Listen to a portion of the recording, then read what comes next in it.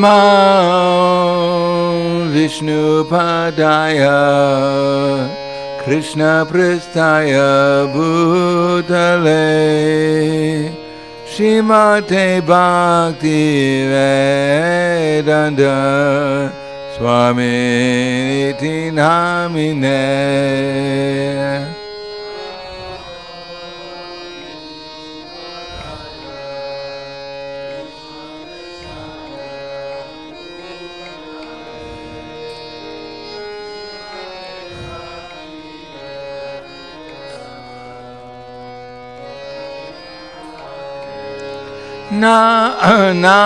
Namaste Saraswati Deve Gaurhavani Pracharine Nirvishesha Shunyavadi Paskatyade Satarine.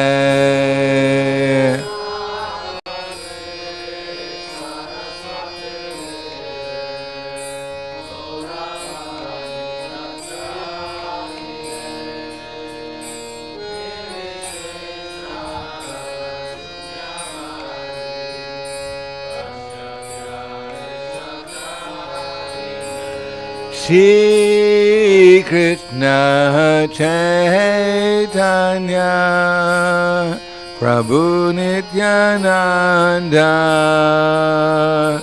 Shri Advaita Gadadhar Srivasadi Gaur Bhaktavrinda.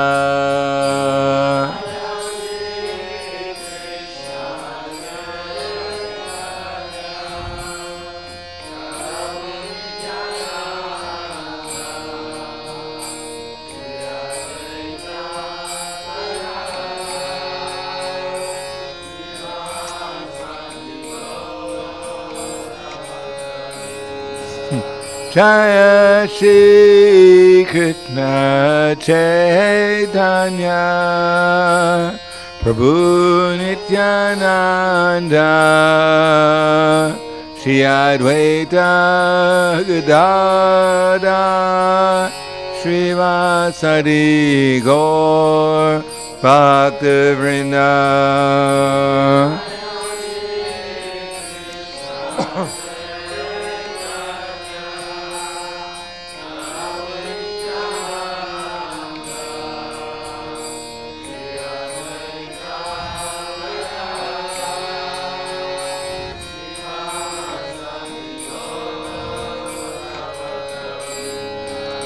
Jaya Shri Krishna Chaitanya Prabhu Nityananda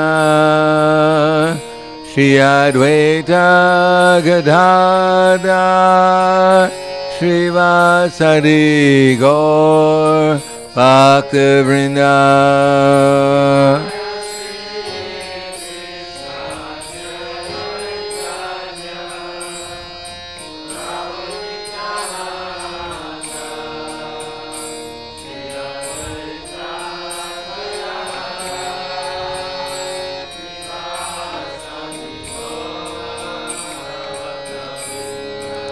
Jaya Shri Krishna Chaitanya Prabhu Nityananda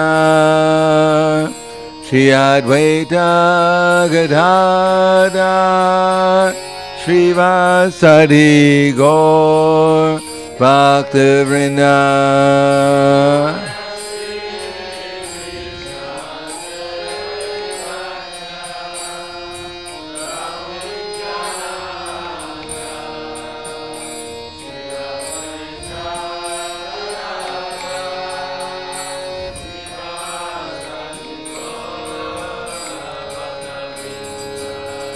Hare Krishna, Hare Krishna, Krishna Krishna, Hare Hare, Hare Rama, Hare Rama, Rama Rama, Hare Hare.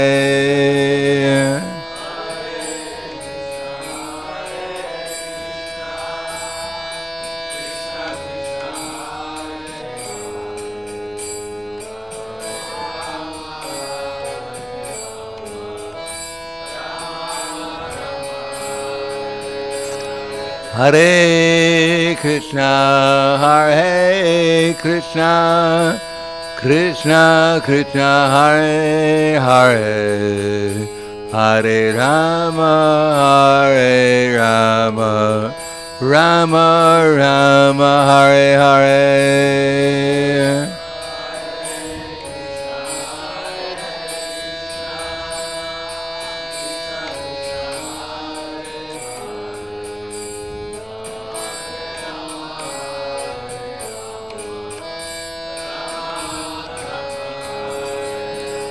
Hare Krishna, Hare Krishna, Krishna Krishna, Hare Hare, Hare Rama, Hare Rama, Rama Rama, Hare Hare.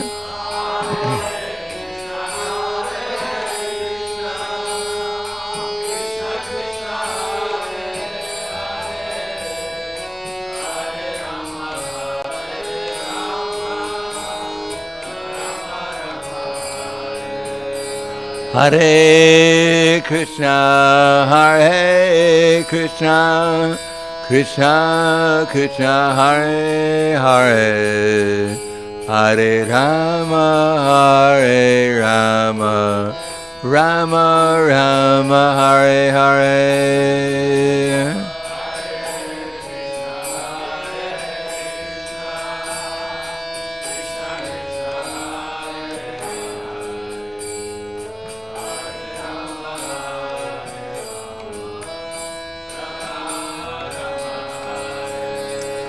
Hare Krishna, Hare Krishna, Krishna Krishna, Hare Hare, Hare Rama, Hare Rama, Rama Rama, Hare Hare.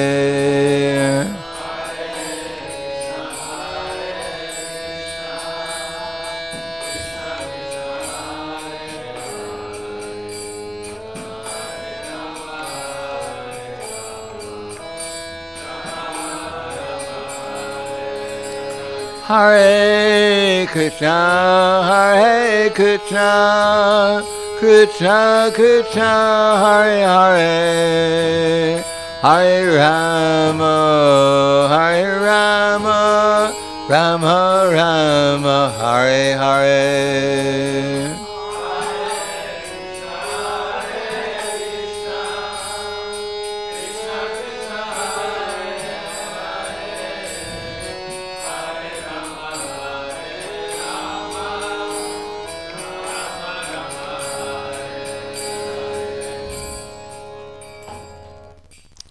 Jayam Vishnupad Paramhangsa Brihadakacharya Asadhara Shriman, His Divine Grace Shalesi Bhaktivedanta Swami Raj, Srila Prabhupada Ki Jai, Gaur Premanande Haribo, Slava Zabrani Bhaktam, Slava Shri Guru Shri Grangi, Mama Vishnu Padaya Krishna Prasthai Bhute, Srimati Bhaktivedanta Swami Tinamane, Namaste Saraswati Deve, Gauravani Bacharane, Nirvishesha Srinivadi, Paskatyade Siddharne.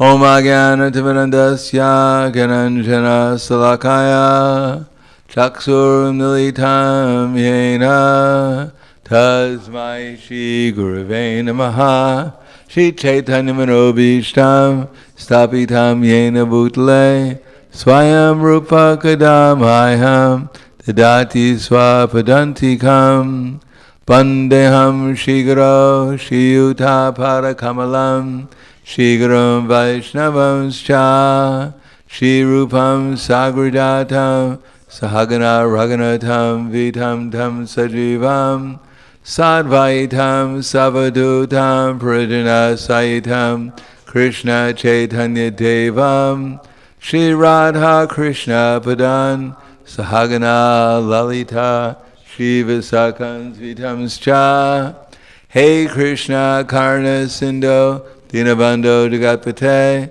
Gopesha Gopika Kanta Radha Kanta Namostute Tapta Kanchana Gaurangi Radhe Vrindavaneshwari Prishubhanu Sudha Devi pranamami Hari Priye, vancha kalpa trubhyascha, kripa sindhubhyevacha, patidanam pavanebhyo, vaishnavebhyo namo namaha.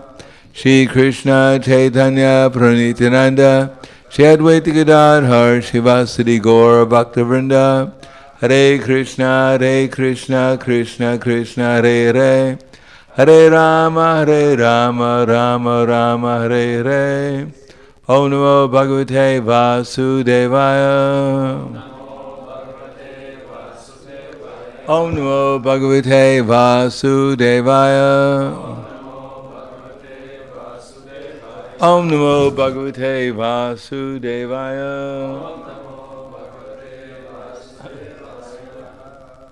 Srimad Bhagavad Gita, Chapter 10, The Opulence of the Absolute, text number 23.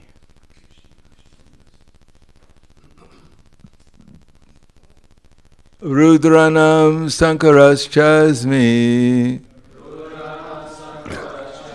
Viteshu Yaksha Rakshasam Vasanam Pavakaschasmi Meru Sikari Namaham Rudranam Sankarashchasmi Viteshu Yaksha Rakshasam Vasanam Pavakaschasmi Meru Shikari Namaham.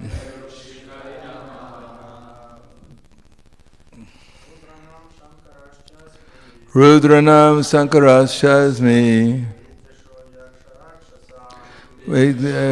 Rakshasam Vasanam Pavakaschasmi Meru Shikari Namaham. Rudranam Sankarashchasmi Tesho Yaksha Rakshasam Vasanam Pavakaschasmi Meru Shikari Namaham. Mataji's. A little louder.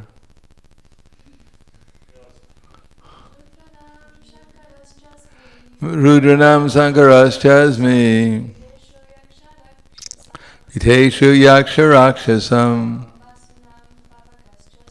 Vasanam Pavakaschasmi Meru Shikari Namaham.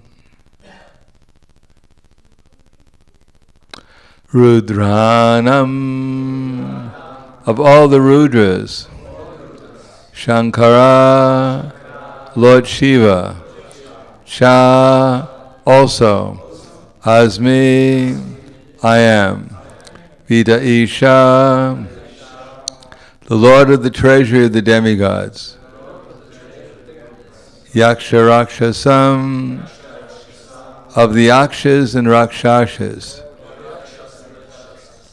Vasunam, of the Vasus, Pavaka, fire, Cha, also, Asmi, I am, Meru, Meru, Shikarinam, of all mountains, Aham, I am. Translation and purport by His Divine Grace, A.C. Bhaktivedanta Swami Srila Prabhupada. There are 11 Rudras, of whom Shankara, Lord Shiva, is predominant. He is the incarnation of the Supreme Lord in charge of the mode of ignorance in the universe.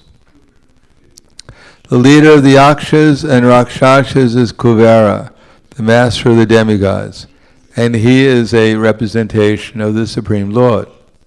Meru is a mountain famed for its rich natural resources. Namo Vishnu Vidaya Krishna Prasthaya Bhutale Srimate Bhaktivedanta Swami Taramane Namaste Saraswatim Deve Gauravani Pacharane Nirvishesha Shrunivadi Paskyatyade Siddharane. There are 18 chapters in the Bhagavad Gita, and they're divided into 3 different parts. First 6 chapters, as Prabhupada said, the living entity is described as non-material spirit soul, capable of elevating himself to self-realization by the different kinds of yogas. Is that too fast?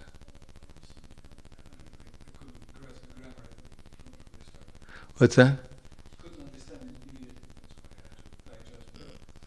You got it now? Okay. So, in other words, the first 6 chapters deal with the process of elevation from material consciousness to spiritual consciousness. Beginning with karma yoga, working without fruit results. It's not that we don't get results. And especially in the summer that we get a lot of fruit. So we're not against fruits. But the idea is not to be attached to whether we get something good or something bad. Not that we're working to get something bad, but we should just do our work, and whatever results come, at least in karma yoga, the results are Krishna's results. And when one is working in karma yoga, then one's consciousness becomes elevated to the point where one's miseries are diminished. And therefore, because practically most people in the material world in ignorance are simply working to diminish their misery. And when one's misery is diminished, then one can concentrate on something superior, namely how to live a more peaceful life. Peaceful life means to know a little bit of, at least the amount of knowledge to know what's important in life. Those who are unintelligent, they have no idea what's important and what's not. And therefore they're running after things which are completely unimportant. And not only unimportant, but they're running after things that are actually causing them harm and stress, which they're always trying to counteract by means which cause them more harm and more stress. So that's called ignorance. But if one is even in ignorance, then he has a choice. He can become more in ignorance, or he can find someone or someone who have some knowledge who can teach him how to regulate his sinful activities at least. So that one is less stressful and less harmful. Just like a Shudra, he may be attached to eating meat, but he's advised to go to a secluded place and take a goat and slash its throat and whisper in its ear that, my dear goat, that now I'm killing you, but don't worry, in your next lifetime or in a future lifetime, you'll become a human being, and I'll become a goat, and you can slash my throat. So, in that way, although one is in ignorance, if you repeat that mantra enough times, it might give one the realization that eating goats is not a very good activity. So some regulation is there. And then if one has enough regulation, one's intelligence is not stolen as much by illusion, then one can figure out what's important in life. Material life. That what's important in material life is good food, in case you haven't noticed it. Good, tasty, healthy food is the most essential thing in life. Anad bhavati bhutani. And food not only consists of things that we eat but also even water food. Without drinking water, we can't live very long. So that's also considered to be food. And air is also food. Dhruva Maharaj, he underwent austerity. The first thing he gave up was eating kapita fruit. And then he gradually ate leaves that fell from the tree. And then he only drank water. And then he gave that up and was only breathing air. So we think we're very advanced in controlling our senses. Then we should first giving up eating, and then we should give up drinking, and then breathing. And then we can consider ourselves quite advanced in sense control. Even Raghunath Das Goswami, who's only eating a pat of buttermilk, a little bit of buttermilk, every other day, would condemn himself when he was eating it, that he was too much engaged in sense gratification. That standard, of course, in this age, we shouldn't even think about, what to speak of trying to imitate. But at least one should understand the important thing is food, and then air, fresh air, clean water, and also nice relationships. So that's called karma yoga. Understand what is actually valuable and give up this idea that we need more and more, or if we don't have enough, then we're going to suffer. Well, at least that we won't be happy by getting as much as we want. That one simply is happy for whatever Krishna gives, especially in terms of the important things, namely food, clean water, fresh air, and relationships.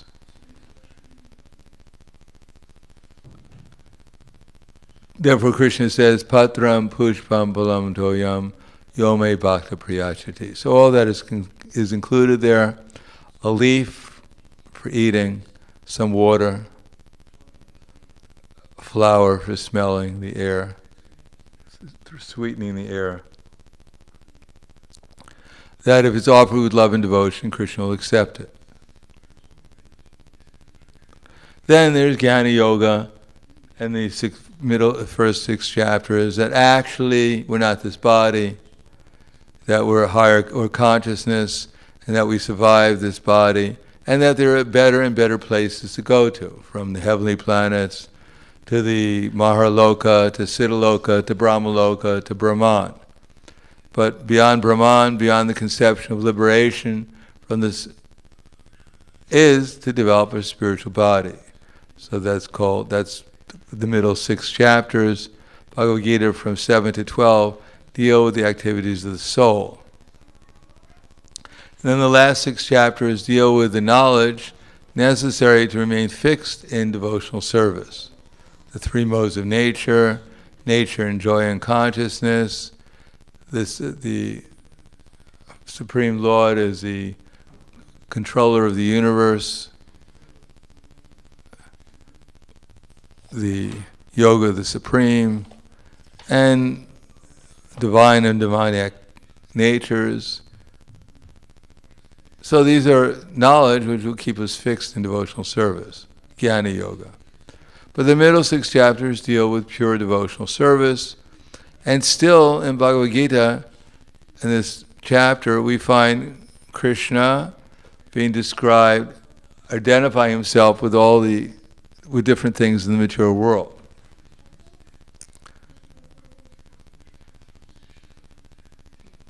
Now one may wonder, what is the point in the Bhagavad Gita? There's only 700 verses. Why does Krishna keep on talking about his material energies? Why doesn't he just talk about his spiritual energies?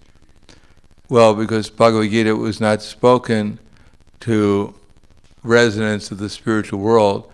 It happened to be spoken to us who happen to be residents in the material world. And therefore, unless we come to the platform of being able to see everyone and everything in relation to Krishna, then there's no question of going to the spiritual world. Now, of course, here it's talking about things that we have no perception of. Rudranam Sankarashasmi, that of all the The Rudras, he's Lord Shiva. So most people will hear that and say, well, that's nice. I'm happy for him. Because they don't know about Lord Shiva. But of course, as the Krishna consciousness movement may expand itself in the future, then people will find out about Lord Shiva. Now, India, practically everyone knows Lord Shiva. As a matter of fact, probably Lord Shiva is equally, if not more popular than Lord Krishna or Vishnu. Of course, it's not a competition, because Lord Shiva is the best of all the devotees. He's the Vaishnava Yata Shambhu. Of all the Vaishnavas, Lord Shiva is the best. But Lord Shiva is also not independent of Krishna. As Krishna says in the Bhagavad Gita, actually it's not even in this chapter, it's in the chapter of Jnana Yoga, Sarvata Pani Padam Tat, Sarvata Shri Shimo Mukam, Sarvata Shriti Ma Lokan, Sarvam Avriti Tishtite. Everywhere are his hands and legs and eyes and faces. In this way, the Super Soul pervades everything. So in the Bhagavad Gita, well, not in the Bhagavad Gita, when Krishna says elsewhere in the Srimad Bhagavatam that he incarnates himself amongst all the different species of life and amongst the demigods in the higher planetary systems, etc., then we may wonder, is there an incarnation, a mosquito incarnation,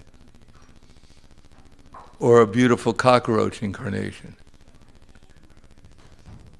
Well, in one place, Prabhupada seems to imply that, and in another place, Prabhupada says, actually, these are Krishna's vibhutis. They're also considered to be incarnations. When he says that of the Rudras, he's Lord Shiva, then Lord Shiva is also, of course, Lord Shiva is a guna avatar, but he's also considered a vibhuti, or a manifestation of Krishna's potency.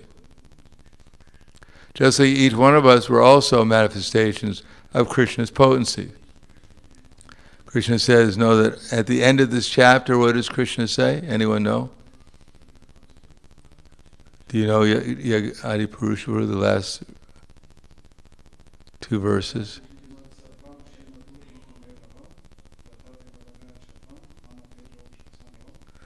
Yes. Ataiva bhavanai tena kim gyatena putvarjuna vishtabraham idam kritsnam ekam stena sito jagat. For whatever is beautiful, mighty in this creation, yadvat vibhudimat sattvam srimad orjitam evava. Know that all opulent, beautiful, and glorious creations spring from but a spark of my splendor. So everything is Krishna's vibhuti. Nothing here is independent of Krishna.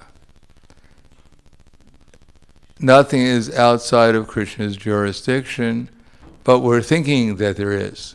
And therefore, our primary education is to learn how everyone and everything is related to Krishna. Unfortunately, modern society is making an endeavor to convince people that there's nothing related to Krishna. And that since we're trained like that, it takes a long time to be able to perceive things properly. But in order to do that, the idea is whatever material energy was within our personal influence, to try to utilize that in Krishna's service. And the most direct influence we have within our influence, as Srila Bhaktisiddhanta Saraswati Prabhupada once said, they asked him, how many disciples do you have? And he said, I have 4. So they were quite surprised that you seem to be a big acharya. So many people seem to be serving you. How is it you only have 4 disciples? He said, actually, the only 4 disciples I really have are my 2 hands and legs. Because they're the only ones who actually do what I want them to do.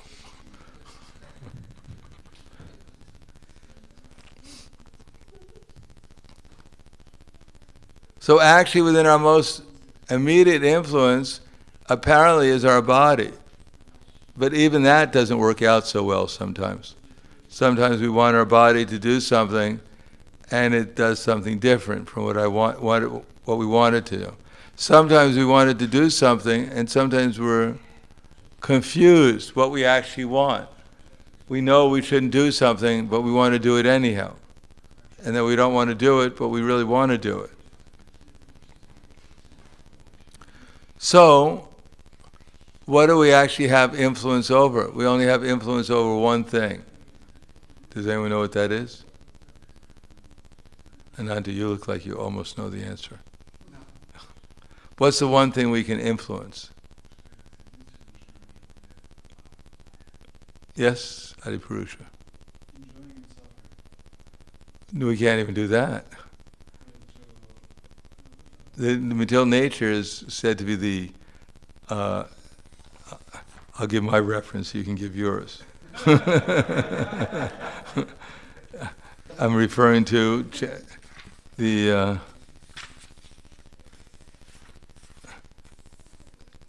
Chapter 13, text number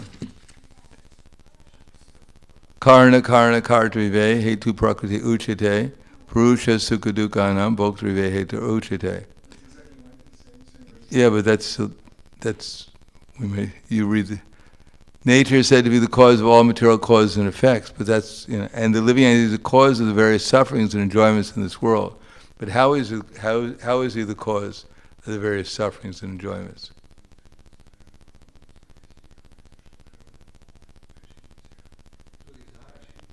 Yes, desire. That's the only thing we can do, is desire. As soon as, if we desire in the mode of ignorance, we'll cause suffering. Desire in the mode of passion will cause suffering. Desire in the mode of goodness will cause less suffering. Just different degrees of suffering, which we call enjoyment. The less we suffer, the more we think we're enjoying. Or sometimes if you're really in the mode of ignorance, the more you suffer, the more you think you're enjoying. But beyond that, we can also desire spiritually or transcendentally, and therefore we actually have real enjoyment and no more suffering. No more material suffering.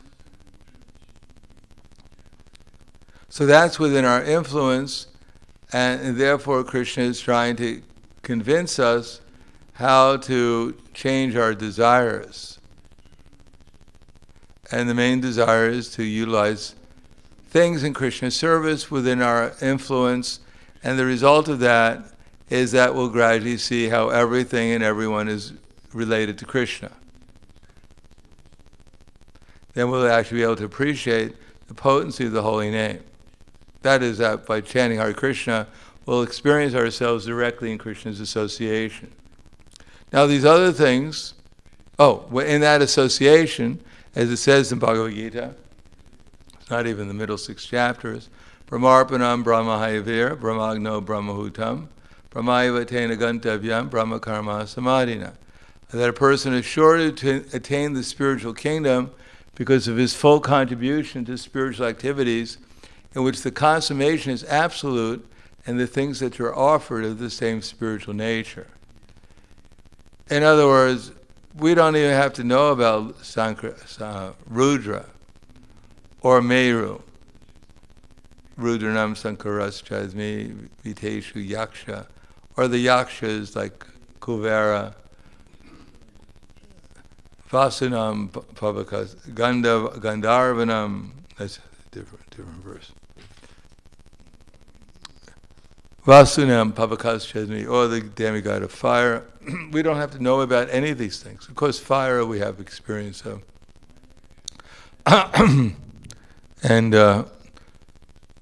But whatever we see is beautiful, mighty, whatever else, glorious, we should see that as a manifestation. Whatever is within our experience, we should know that this is Krishna, a manifestation of Krishna and his energies. What does Krishna say about that in Bhagavad Gita? I think it's even in this chapter.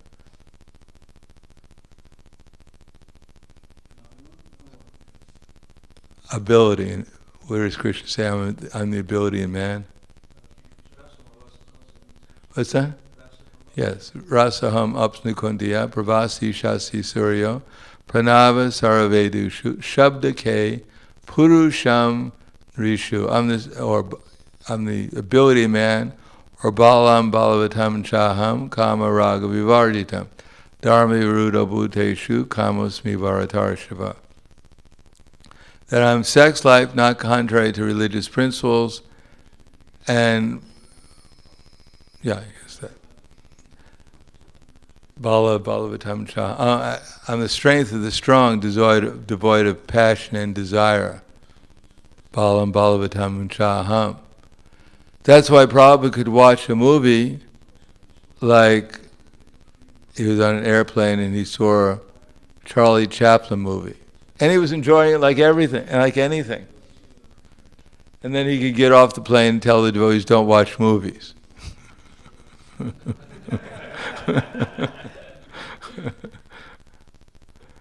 Because his watching a movie is a little different from our watching a movie. When we're watching a movie, we identify with the hero or the villain, depending on our mood. And we get absorbed in thinking ourselves become powerful or popular or something. We get some sense gratification out of it, out of our imagination. Vicariously we're enjoying. But Prabhupada, he's watched Charlie Chaplin, and he would see that this is Krishna's energy working. How wonderful Krishna's energies are working. How that talent that Charlie Chaplin had is Krishna's empowering him to do that activity, or is actually Krishna doing the activity. But we may not be on that platform, and therefore in our physical activities with the energy, then we should think that whatever I have is meant for Krishna's service. And the result is that when we utilize that object in Krishna's service, it'll help us remember Krishna. Prabhupada gives the example that if you see the shoes of a child on the street, then actually you take care of them. You remember your child just by seeing his shoes. But if you see any old dirty shoes in the street, you may become repulsed by them. Although the shoes of your child may be equally dirty, but still you're not repulsed by them. As a matter of fact, you become affectionate because you remember your affectionate relation with the child. So similarly, if we look at anything in the material world and we don't remember Krishna, then we're simply going to see through the three modes of material nature, and our emotions will correspond accordingly. Sometimes we may be in the mode of goodness and look compassion upon others, thinking ourselves to be their savior. Sometimes we may look at others in the mode of passion and think we're possibly their enjoyer, and look at others in the mode of ignorance and think about destroying them. So in that way, we see through the modes of nature. But when we see with the eyes of knowledge, by utilizing at least the energies that we have to engage in these things in Krishna's service, then we remember Krishna. Therefore Chaitanya Mahaprabhu said, Yari Deka Tari Kaha Krishna Upadesh Amar Agai Gurahana Tari Desh. Whoever we see, we should think about how to help them become Krishna conscious. And that way one can actually become really a guru and help Chaitanya Mahaprabhu in his mission. That's what actually guru means. So here in this 10th chapter, Krishna will give us so much instructions of different objects, some of which, if you were in India and you heard the word Rudranam, because many people are worshippers of Lord Shiva and his different forms in India, it wouldn't seem so strange. And maybe it seems a little less strange to us now, or maybe it still seems as strange, because it depends on our level of faith, we could say, or experience in Krishna consciousness. Now, I can guarantee you most people haven't seen Lord Shiva in India either, but they probably prayed to him, give me a house, give me a wife, give me a color TV, Om Shiva, something. Actually, anyhow, they may have prayed to Lord Shiva and gotten some reciprocation with him, and therefore they have some faith. So here Krishna says, Rudram Sankarashrasmi. So one should know that actually they're getting this benediction not exactly from Lord Shiva by himself, but they're actually getting it from Krishna. As Krishna will say in another chapter, what it must be, 9, Kamaisthaisthara Riddhigyana, no, 7. Kamaisthaisthara Riddhigyana, Prapadyantena Devata, Tam Tam Niyamam Astaya, Prakriti Niyatak Swaya, Yo Yam Danum Bhakta, Shradiyarchitam Ichami, Tasya Tasyachram Shradam, Tam Eva Viridamyaha. That those who are blinded by material desires, they worship the demigods to get different results. But I am in everyone's heart, including that of the demigods, and I make his face steady so that he can get the result from that demigod. So if one doesn't want Krishna, he doesn't like the idea that Krishna is God, Krishna is just too big for him to consider, then some demigod, something more within his realm, more within his consciousness that he wants something back from his worship, some material reward.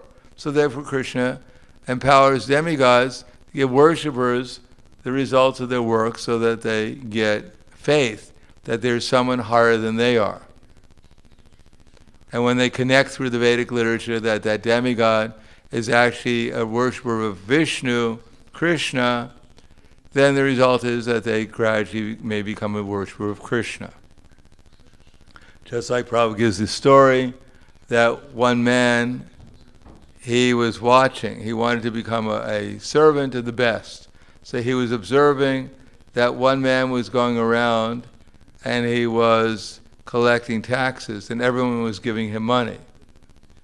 So he thought, well, he must be the most important person in the world because wherever he goes, people give him money.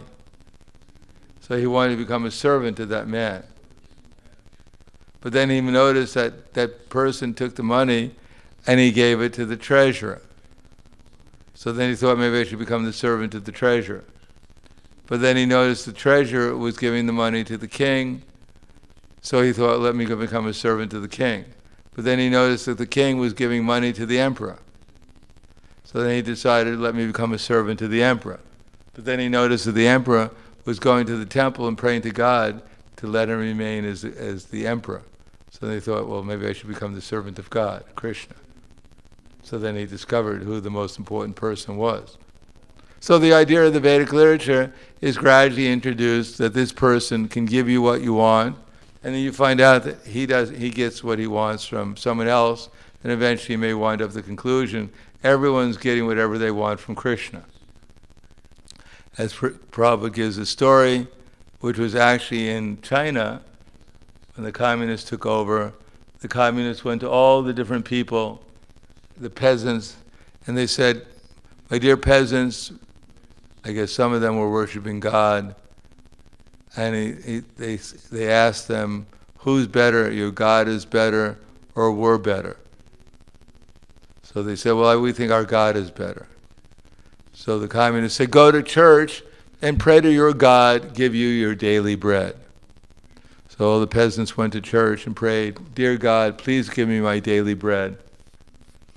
And they came out, and the communists asked the peasants, so did you get bread from God? No, we got a few raisins. Well, okay, well, pray to us. Give us our daily bread. So they said, my dear communist friends, give us our daily bread. So the communists called for truckloads of bread and started to distribute it to the peasants. And they said, the communists asked the peasants again, so who's better? Your God is better or we're better?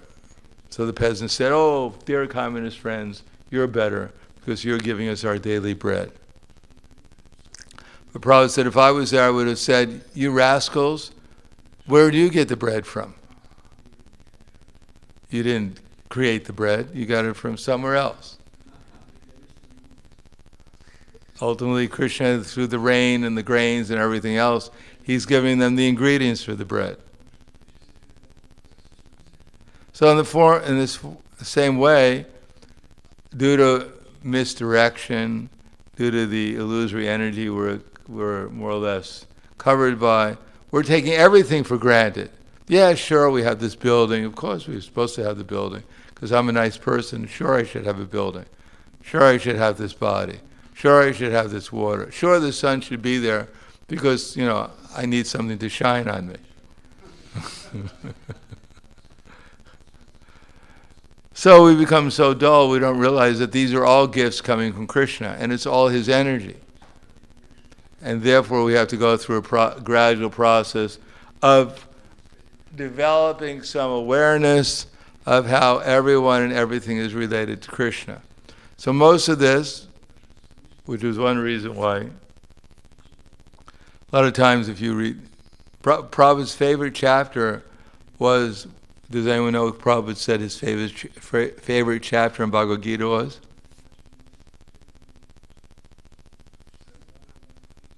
Well, he may have said different things. One time he said his favorite chapter was the 11th chapter. He liked the prayers.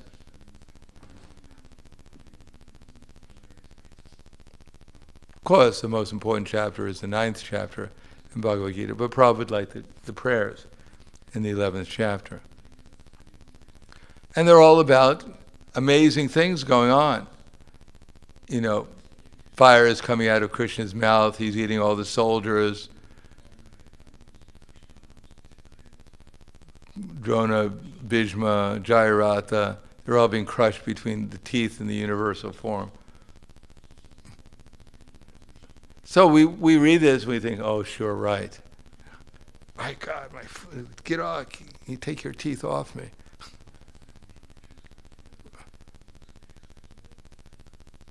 So most of the Bhagavad Gita is beyond our conception.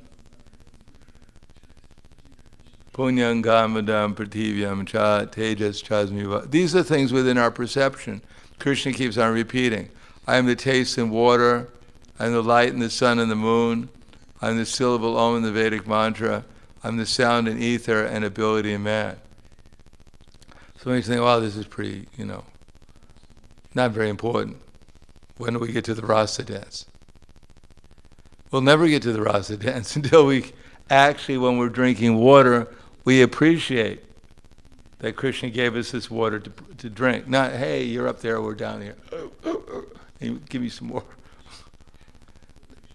No, it's due to our attitude that we're in the material world. And part of that attitude is we refuse to recognize that Krishna is actually benevolently giving us these things. We're ungrateful.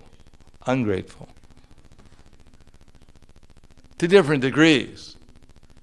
That when a pure devotee drinks water, he's remembering Krishna and giving thanks to Krishna, love, appreciation to Krishna, that he's so kindly given us this water to quench our thirst. Not that it's expected that Krishna should give me this water because I did so much service for him today. I need some repayment, at least some water, come on. So the attitude of devotion, when we see the sun, to appreciate how Krishna is so kind, he's given us heat and light in the sun. When we see someone's especially empowered by Krishna in some way, to appreciate that this is Krishna. And if we don't see it in relationship to Krishna, then we'll be in Maya and we'll be envious of the person. And what to speak of being envious of Krishna? Even we want to learn from this person, we want to become powerful like they are so we can take their place and become the best. One gets trained up so we can defeat his master. Rather than get trained up to glorify the master. So, this is an attitude this is an opportunity to appreciate things which are within our vision and even some things which are beyond our vision. So how great Krishna is. That's the important thing, is to understand that everything in this material world that we're appreciating, whatever it is, whatever is beautiful, Prabhupada said even a drunkard, if he appreciates that the taste of this wine is Krishna, then one day he'll become a great devotee of Krishna, just by remembering Krishna. Of course, this is not for the devotees. We should drink water and remember Krishna. Not, hey, Krishna, they said in the class, if we drink wine and remember Krishna, we'll become a great devotee. I'll take 2 glasses. I really want to remember the Lord. No, we have to use our discrimination also. What is meant for us to remember Krishna and what is meant for others to help them remember Krishna. So I'll stop there. Thank you. Any questions? Comments? Yes.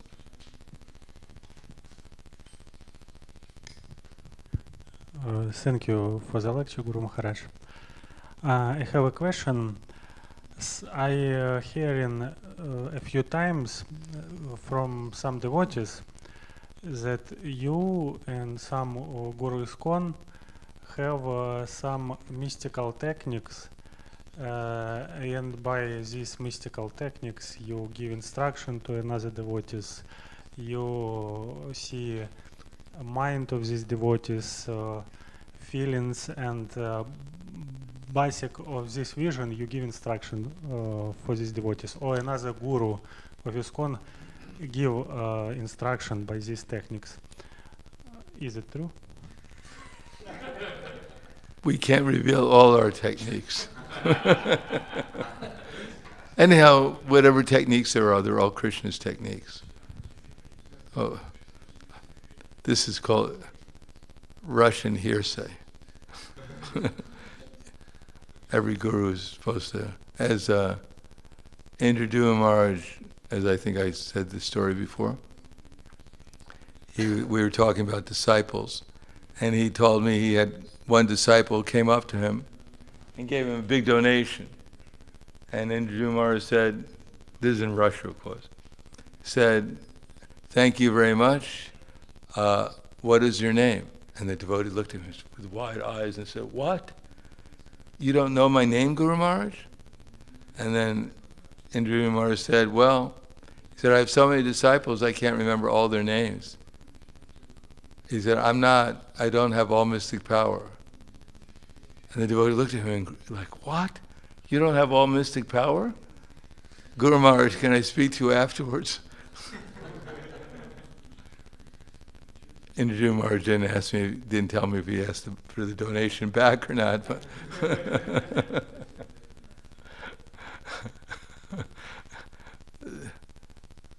this is not unusual for certain parts of the world. But the fact is, when Prabhupada was asked about his mystic power, what mystic powers he had, he pointed out all his disciples. He said, "That's my mystic power."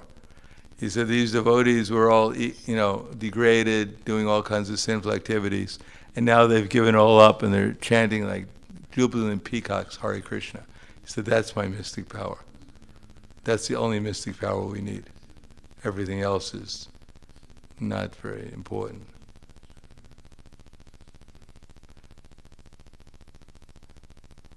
Of course, Prabhupada once said that someone said about turning gold, iron into gold.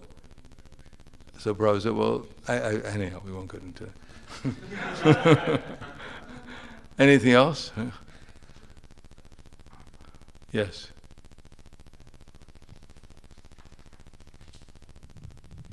So I was wondering how do we see Krishna in the bars in the center of Ljubljana? Krishna says in Bhagavad Gita, "Of all the cities, I'm Ljubljana."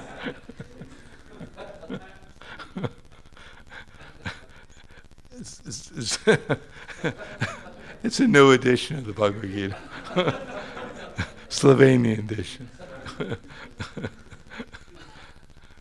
How do you see it? What do you see outside of Krishna? Where Krishna says, "Bhumi apanalo vayu kamano buddha." What is Ljubljana made out of?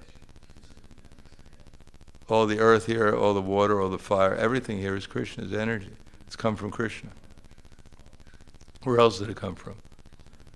Certainly it didn't come from Maribor. Or Cran or something.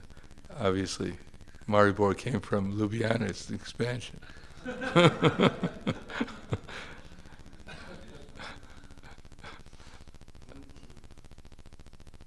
Anything else? Thank you very much. Grantaraj Bhagavad Gita ki jai, Srila Prabhupada ki jai, Gaur Premanande.